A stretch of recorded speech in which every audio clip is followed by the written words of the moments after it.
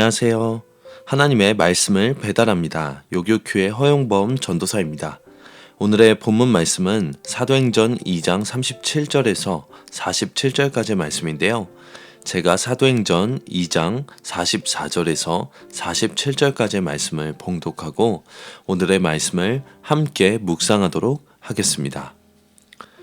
믿는 사람이 다 함께 있어 모든 물건을 서로 통용하고 또 재산과 소유를 팔아 각 사람의 필요를 따라 나눠주며 날마다 마음을 같이하여 성전에 모이기를 힘쓰고 집에서 떡을 떼며 기쁨과 순전한 마음으로 음식을 먹고 하나님을 찬미하며 온 백성에게 칭송을 받으니 주께서 구원받는 사람을 날마다 더하게 하시니라.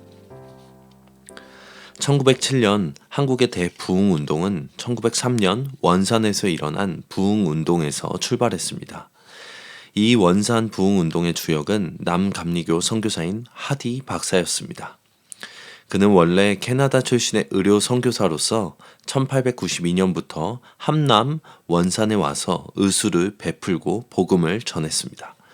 하디는 한국 교인들에게서 진정한 회개의 열매를 보기를 원했습니다. 하지만 그는 분명하고 지속적인 회개의 구체적인 예를 사역을 하면서 보지를 못했습니다. 물론 그 전에 보지 못했다는 것입니다. 하디는 이 모든 원인이 성령의 결핍이라고 생각을 하게 되었습니다. 모든 악한 세력이 자신을 넘어뜨리려고 괴계를 부리는데 자신은 그것을 이길 힘이 없었습니다. 그는 여러 해 동안 성령의 능력을 간구하였고 1903년 여름에 하디는 남감리교 여선교사 모임의 성경 공부를 인도해달라는 부탁을 받았습니다.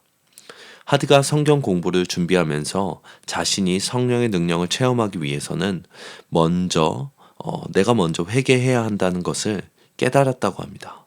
그리고 하디는 이렇게 고백했습니다. 성령이 내게 오셨을 때 성령의 첫 번째 요구는 내 교인들 앞에서 내 과거의 실패와 그 원인을 자백하라는 것이었습니다. 이것은 매우 고통스럽고 수치스러운 경험이었습니다. 하디 선교사는 이 성령의 음성에 순종하였고 그는 수치와 체면, 손상을 무릅쓰고 자신의 교만, 강박한 마음, 신앙 결핍, 그리고 이런 것들이 가져오는 수많은 죄악들을 고백했습니다. 그러자 하디의 마음에는 놀라운 평화가 임했고 사역은 성령의 능력으로 충만했습니다. 이 사건 이후에 하디의 삶은 놀랍게 달라졌습니다. 더 이상 이전의 하디가 아니었습니다. 그리고 그 공동체 안에서도 하디와 동일하게 자신들의 죄악을 고백하는 사람들이 나오기 시작하였고 그 예배 가운데 사도행전의 역사와 같은 회개와 사랑의 역사가 일어나게 되었습니다. 그리고 그 공동체 회개가 한국 교회 회개의 시작을 알리는 신호탄이 되게 되었습니다. 누가복음은 세례 요한이 새 시대의 시작을 알리며 회개의 세례를 전파하자 많은 사람이 그에게 와서 세례를 받은 장면을 기록하고 있습니다. 이와 비슷한 현상이 오늘 본문의 오순절에 베드로가 설교했을 때도 그대로 일어나고 있습니다. 예수님 시대에 있었던 사건들이 제자들에 의해 재현되고 있는 것입니다.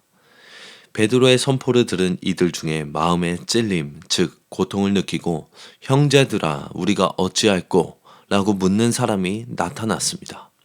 이는 세례 요한에게 무리, 세리들, 군인들이 찾아와 어떻게 해야 하느냐고 물었던 장면을 떠올리게 합니다.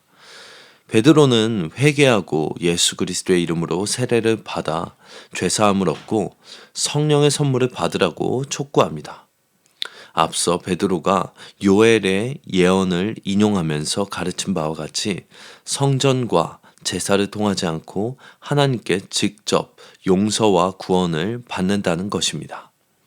또한 베드로는 이 약속이 지금 복음을 듣는 사람들뿐 아니라 이후에 태어날 자녀들에게까지 그리고 예루살렘뿐 아니라 모든 지역에 걸쳐 적용될 것이라고 가르쳤습니다. 이렇게 복음이 대를 이어 온 땅으로 퍼져 우리에게도 이르렀습니다. 그리고 이후로도 땅끝까지 계속 퍼져나갈 것입니다. 베드로의 설교는 이 패역한 세대에서 구원을 받으라는 메시지로 마무리되고 있습니다. 예수님을 죽인 패역한 세대 가운데 머물러 있으면 심판을 피할 수 없다는 뜻입니다. 그날 베드로의 가르침을 듣고 세례를 받은 사람이 3,000명이나 되었습니다. 120명의 공동체가 3,000명의 공동체로 발전한 것입니다. 당시 예루살렘에 머물렀던 유대인들의 숫자가 적으면 6만, 많으면 20만 명 정도였기 때문에 비율로 따지면 그리 많은 숫자가 아닙니다. 하지만 이들에 의해 패역한 세대는 끝나고 새로운 시대가 시작되고 있습니다. 그리고 시작되었죠. 이제 이들은 가르침을 받고 교제하고 떡을 떼고 기도함으로써 새 시대의 공동체를 만들어가기 시작했습니다. 이처럼 복음을 받아들인 공동체는 패역한 세상의 대안이 됩니다. 우리도 주님을 모르고 헛된 것을 추구하는 이 세상 가운데 대안 공동체로 세워질 수 있는, 주님이 사랑하시는 공동체로 세워질 수 있는 우리가 되기를 바랍니다. 사도들에 의해 기사와 표적이 나타나면서 새로운 시대, 곧 말세가 시작되었습니다. 믿는 사람들은 공동체를 이루어서 모든 물건을 통용할 뿐 아니라 재산과 소유를 자발적으로 공동으로 사용하는 그 모습들까지 보이고 있습니다. 이는 유대인의 공동체 의식이 훨씬 공동체 의식보다 훨씬 더 뛰어넘는 모습을 보여준 것이며 로마 계급 사회에 충격을 주는 새로운 대안 공동체의 모습이었습니다. 이들은 성전에 모이기를 힘썼고 집에서도 떡을 떼는, 즉 성전을 나누고 교제 식사를 함께하는 일에도 열성을 보였습니다. 하나님을 찬미하고 온 백성에게 칭송을 받는 이들의 모습으로 인해 예수님을 영접하는 사람들이 계속 늘어갔습니다. 이들은 단순히 종교의식을 함께 행하는 집단이 아니라 내부적인 유대감과 친밀감을 누리고 각자의 삶을 진심으로 돌보는 참된 공동체였습니다. 초대 예루살렘 교회의 모습을 통해서 우리는 하나님이 원하시는 신자와 교회의 모습을 볼 수가 있었습니다.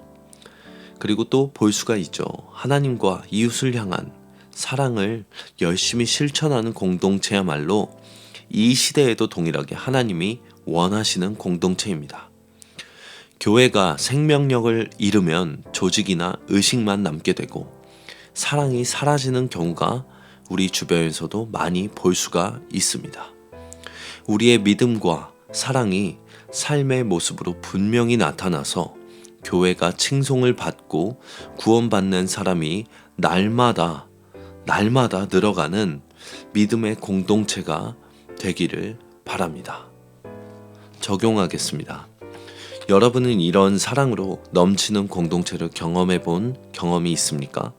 그 공동체와 오늘 본문 성경의 공동체를 떠올리시며 현재 소그룹 공동체의 지체들을 위하여 중보하며 하루를 시작하길 바랍니다. 아멘.